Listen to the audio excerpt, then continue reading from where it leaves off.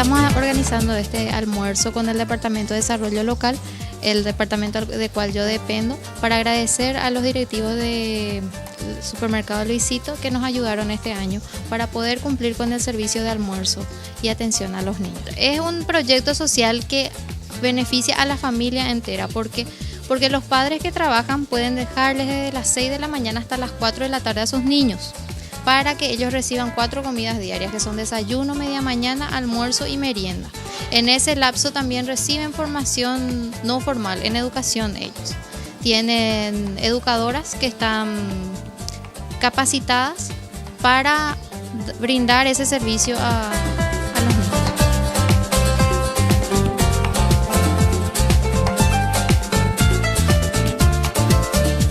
Bueno, antes que nada nosotros queremos agradecer a la comunidad de Limpio, ¿verdad?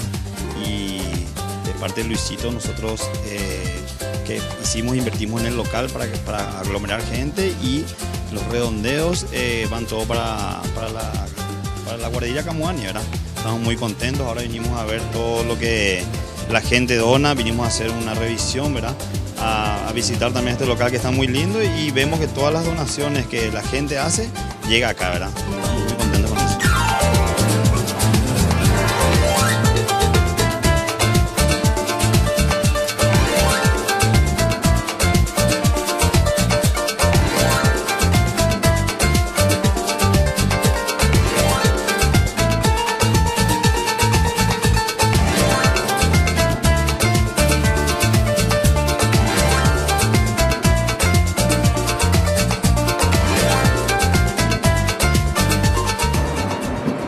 Maravilloso. Espero que cada día mejore esto. A Luisito por el apoyo constante que nos da a esta institución. Yo estoy eternamente agradecido por lo que están haciendo por esta institución, por los niños, por sobre todas las cosas. Eternamente agradecido.